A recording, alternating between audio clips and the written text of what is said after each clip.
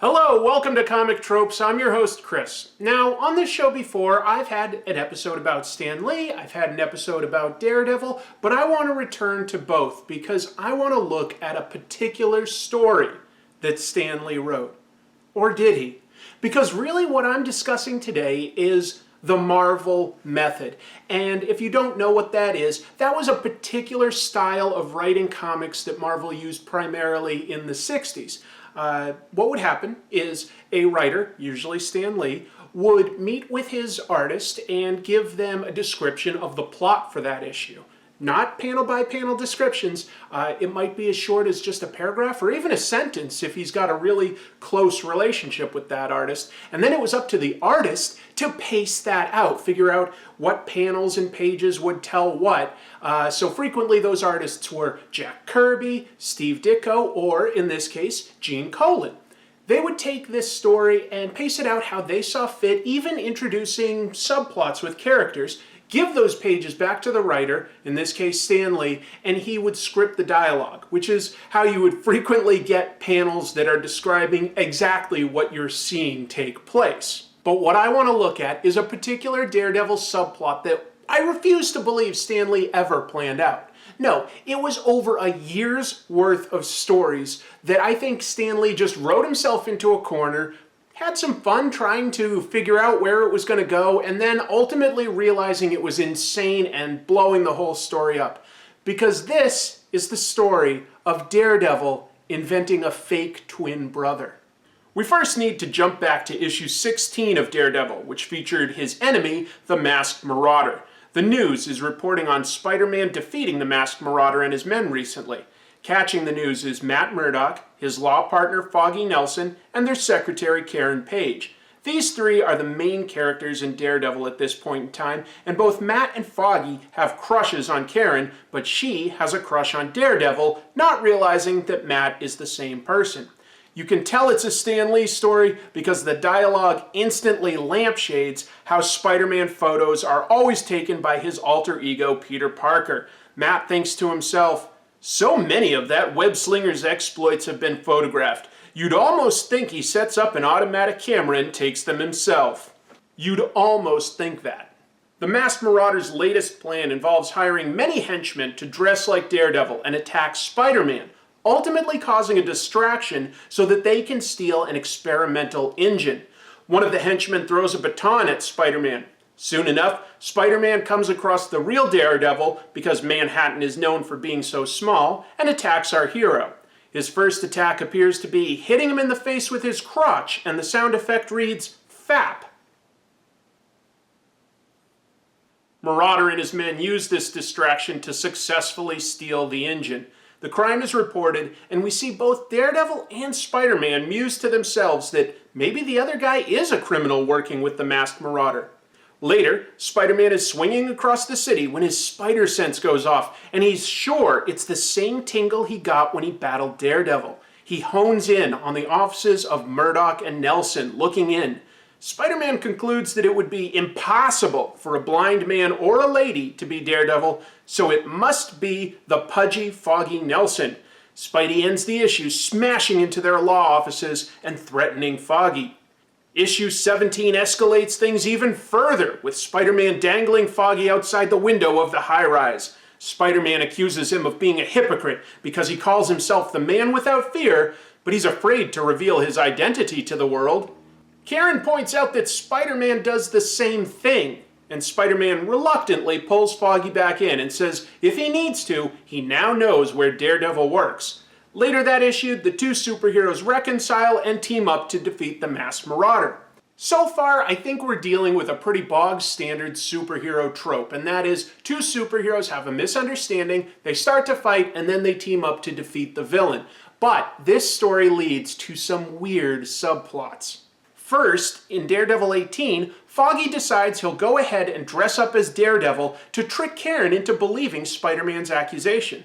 Because lying to a girl about your identity could never lead to complications down the road, keep in mind, Foggy Nelson is a lawyer, and this is the best idea his steel-trap legal mind could come up with to impress a girl. Foggy commissions the suit from a costume maker named Melvin Potter, who secretly thinks to himself that he could be better than any superhero and is working on a costume for himself. He tells Foggy he could have a guy pretend to be a villain so that Foggy looks good in front of his lady, to which Foggy agrees. Melvin is secretly planning on fighting to make himself look good in his debut as Gladiator. Remember, these are all adults. Just thought that was worth mentioning. Foggy tries on the suit and realizes he doesn't look great, but heads out to pick up Karen and begin his plan. Meanwhile, the real Daredevil sees what Foggy is doing thanks to his super hearing and radar sense and follows along.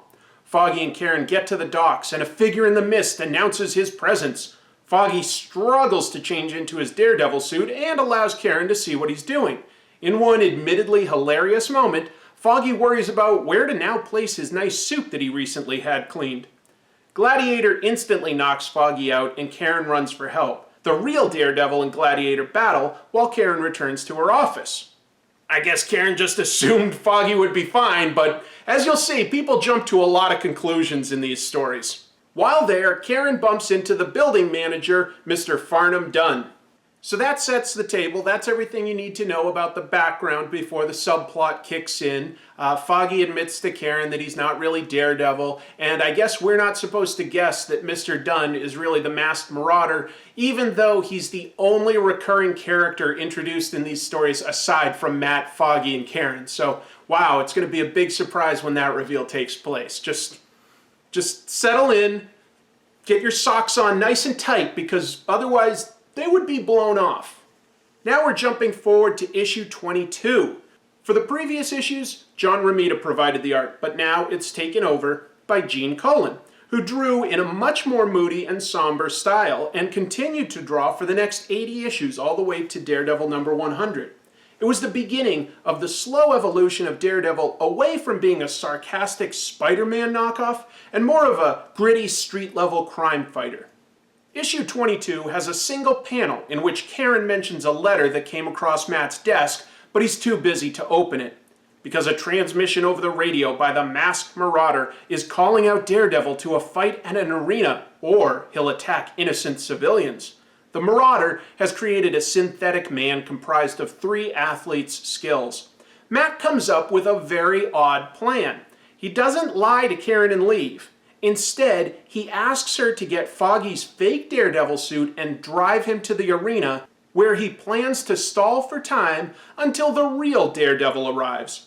The two get to the arena and Matt ditches Karen in the crowd, and when Daredevil jumps into the ring to fight, Karen assumes that's the real Daredevil and Matt is just somewhere in the audience. Let's break this down in case I'm going too fast. Karen and Matt hear that the masked marauder is calling out Daredevil. Matt puts on a Daredevil suit. He goes with Karen to the arena where the masked marauder has called out Daredevil.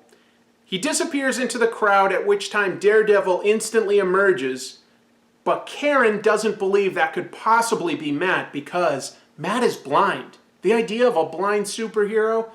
Too preposterous. Now we jump forward again to issue 24, where in the final panel, Karen opens that letter to Matt. She reveals what it says to Foggy for the cliffhanger. Karen says, "It's from Spider-Man. He says he knows that Matt is Daredevil, but tells Matt not to worry. He won't reveal his secret." There is so much I love about this. I'm going to break it down. First of all, I don't think artist Gene Colan intended for this to be a huge reveal because it's a pretty small panel at the end of the issue. That isn't really giving a lot of weight to a big cliffhanger reveal. You combine that with the fact that it was 6 issues ago that Spider-Man and Daredevil met. That's half a year for the readers. Not much time has passed for the characters, but a lot of time has passed for the readers for Stan Lee to suddenly follow up on this. I just don't think that the artist intended for this to be the specific subplot direction that things go. Stan was just like, here's a fun idea. Second, if we look at the letter, the letterer of this comic has written Spider-Man without the hyphen, which implies to me that Karen is reading this like it's a proper name. Like, I got this letter from Joe Spiderman. Joe Spiderman says, finally, I love the idea that Spider-Man decided, you know what, writing down somebody else's secret identity on a letter, that's safe enough. I'm going to just do that. I'm not going to meet him in person. I'm going to write it on a letter, which other people came across, and then he mailed it. And Foggy and Karen open this letter, and they instantly are like, well, it has to have been from Spider-Man. I mean, it couldn't possibly be from, say, an angry ex-client making something up. It has to be from Spider-Man, so we're just going to believe it. But you're about to learn that Karen and Foggy are basically the two most gullible people in the world. Sure enough, in the next issue, Matt walks into the office and is confronted about being Daredevil. And this is when things kick into high gear, because he instantly decides to make up a lie to his two closest friends, claiming Daredevil is actually his never-before-mentioned twin brother, Mike Murdock. Foggy points out that they lived together throughout college and have known each other for years, and Matt's never mentioned a brother. Matt just says that his brother was training to be a superhero, so he couldn't mention him. Karen and Foggy are both like, yeah, checks out. No follow-up questions. Just hope we can meet the guy soon. Matt suits up as Daredevil and thinks to himself, well, I'll play it by ear for a while, and maybe an idea will hit me. That is literally Stan Lee telling us what was going through his head at the time. So in between battling enemies like Leapfrog, Matt now pretends to be his own twin brother, Mike. Because he's wearing gaudy outfits and sunglasses, Foggy and Karen buy it right away. Matt sells it by giving Mike a completely different personality, always cracking jokes and acting like there's a party. By issue 26, Daredevil is talking to himself about how much fun it is to be Mike Murdock, and what a good actor he is, claiming Alec Guinness should play him. He brags to absolutely no one within earshot about how clever he is to tussle his hair and put on different sunglasses, thus completely disappearing into his role as the flamboyant Mike Murdock. Meanwhile, Karen and Foggy never ask to see any identification or anything. Stop picking on me, Chris. Oh, you think I'm being unfair?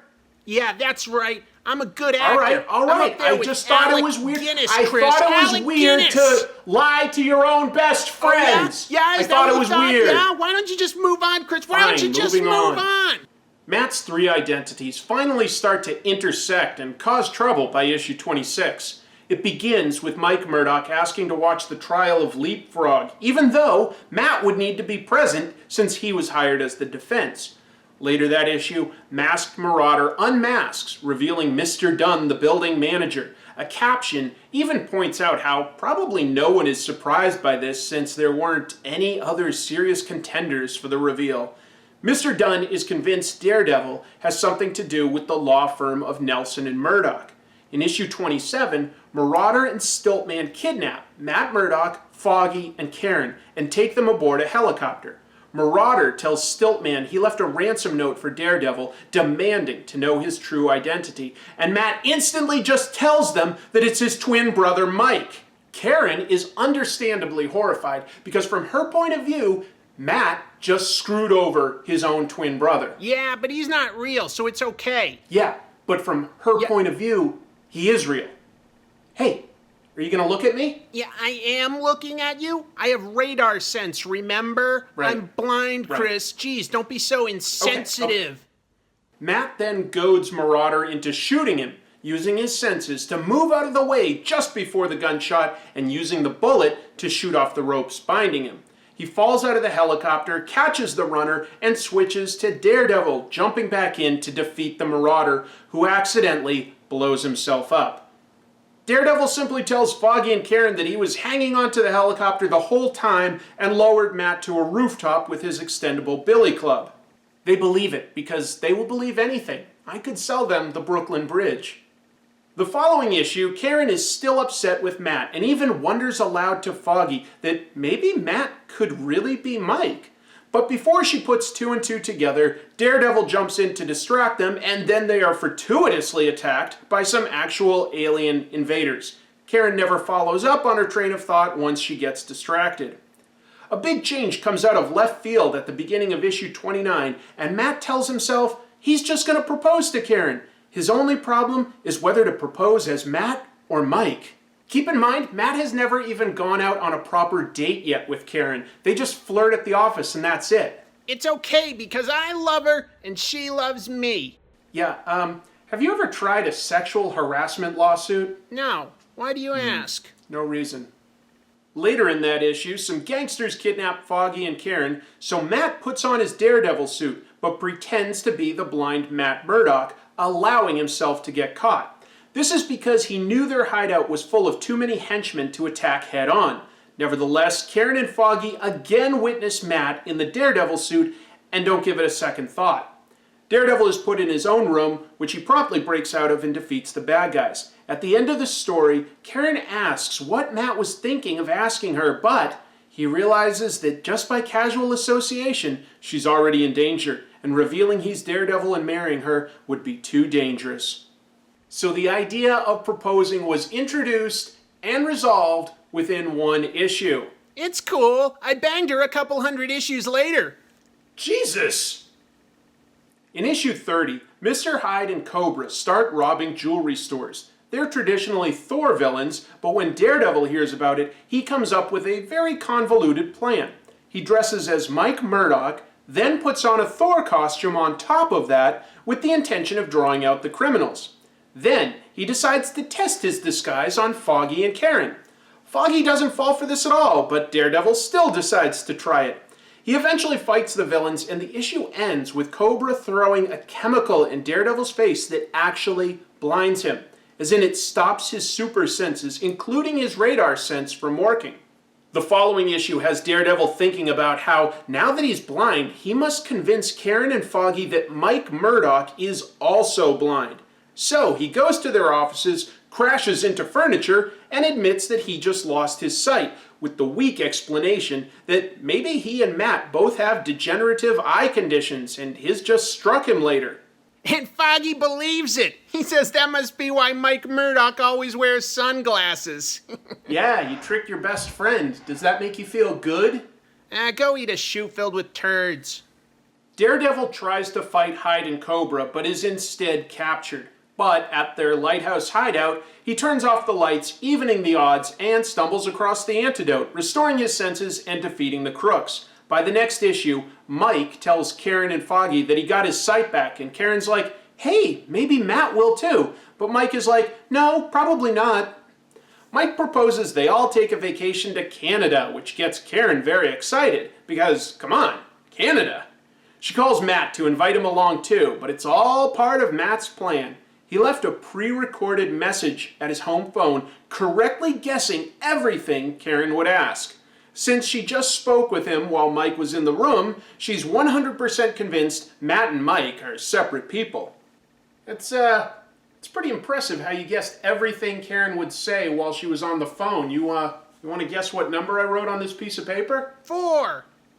Sure. We're now all the way to issue 35, and the villain the Trapster uses his glue to subdue Matt, Karen, and Foggy at work to ask them for legal advice. If he killed Daredevil, but no one found the body, could he be convicted? Matt's like, well, it depends on the circumstances. So the villain formerly known as Paste Pot Pete just leaves. After the friends escape the glue thanks to Karen's nail polish remover, Karen and Foggy tell Matt to call Mike and warn him. So Matt's forced to lie and say he doesn't know his own brother's phone number or address, which does not go over well. Later, Daredevil thinks to himself how juggling 3 identities may be more of a hassle than it's worth, with his best friend thinking he's a coward and Karen having lost all respect for him. After a few issues of adventures that took Daredevil out of the city, we pick up the subplot in issue 41. Karen has decided that while Mike has his charms, she really loves Matt. Meanwhile, she learns about some supervillains called the Unholy Three and tells Daredevil about them. Matt decides this is just the opportunity he needs, and while defeating the villains, he causes an explosion and leaves behind torn bits of his uniform, faking Daredevil's death. So long, Mike Murdock! Dude, your friends thought this was a real person. Didn't you think about the trauma that would put them through? Oopsie doopsie. The story of Mike Murdock is finally wrapped up completely in issue 42, well over a year after it began. Karen and Foggy are grieving, and Foggy chastises Matt for not being upset. Matt can't be bothered to even fake being upset for his fake brother, doing just a bang-up job with his third identity. The Jester is sent to kill Foggy, who is running for district attorney. He gloats that Daredevil is dead and won't come to help, but Matt says that Daredevil had trained a replacement before he died. So when he later dons his Daredevil suit and defeats Jester, Foggy and Karen now believe that Daredevil is someone new that they don't know. And that is the long, convoluted soap opera that is Mike Murdock. Anything to say for yourself, Daredevil? Nope. Before I leave, I want to point out a recurring trope that Stan Lee used throughout these issues, and that is criminals constantly trying to blind Daredevil and it not working. In these issues, it pops up in issue 17 when Masked Marauder uses his Opti-Ray on Daredevil and it does nothing. In issue 23, Gladiator throws sand in Daredevil's eyes, which probably wouldn't have done anything no matter what, since he clearly has red lenses on his mask. In issue 28, some aliens in Central Park use a device to blind everyone in the world, but that doesn't slow Daredevil at all, and he promptly beats them up. And in issue 37, Doctor Doom traps Daredevil in a room designed to hypnotize him, but it fails. This is similar to a moment in Spider-Man 16 when Spider-Man met Daredevil for the first time, also written by Stan Lee, and Ringmaster hypnotized the entire circus audience, but it didn't work on Daredevil. Which, now that I think of it, makes me wonder what happened to all the people at the circus who left to get concessions or were in the men's room. Anyway, I guess I'm already giving this more thought than anybody else in the world ever has. Fun series of issues. What a weird subplot. It really went nowhere. It was just Matt Murdock making more trouble for himself by lying. I think that was to a degree, standard trope for a lot of superheroes in the Silver Age through the Bronze Age, certainly even in the Golden Age. They would have a secret identity, but they never really had people close enough to them that they would get tripped up too badly. Everybody was sort of at arm's length, in other words, you know? They weren't living with a family member for a long enough time or a best friend long enough that they had to admit their secret. I think these days stories are a little more grounded and superheroes end up revealing their identities to some of the people in their closest circle, and that ends up being pretty good for, you know, character interactions and drawing the supporting cast back into the main plot instead of sort of orbiting in little weird subplots off on their own. So anyway, those are my thoughts. Thank you very much for watching. As always, keep reading comics. A little bit of housekeeping stuff I want to mention. I helped a little bit with my friend Hooded Cobra Commander 788 this week. I drew the title card for his episode. I love drawing, so that's something I worked on. The Kickstarter for Jeremy Dale's book Skyward. That's an omnibus that's getting put together. It has been successfully funded, but the Kickstarter is still going. It still has a little bit more before it hits its deadline. So now is the perfect time, if you like fantasy and good comic books, to buy into that. So go to Kickstarter, look for the Skyward Omnibus, and you can buy into that now. It's fully funded. I have every faith in the people working on this that it could be ready maybe early summer. Should be pretty fast because the comic is done. It's just assembling it into a final volume. And I will be contributing a pinup for that. So if that helps sway you at all, that's in there. What else? My friend B. Clay Moore is a writer for comics, and he has just launched his own YouTube channel. Just all sorts of details about how to write for comics and what a comic book writer does. So the name of that channel is The Comic Book Writer. I think he's off to a great start this week. I think a lot of you out there would really enjoy the advice that he's putting out there. So definitely gets a recommend from me. Aside from that, I've got my Patreon going right now. There's a poll that's up right now for a future episode. There are 2 exclusive episodes that you can look at if you go into the backlog of posts. And I will be doing a giveaway there sometime soon. I'm not 100% sure exactly when. Also, I'm about to head to Japan and Hong Kong to do some episodes of Comic Tropes in Tokyo and Hong Kong. And I will be picking up some weird little giveaways, I think, like capsule toys maybe, in Japan as giveaways.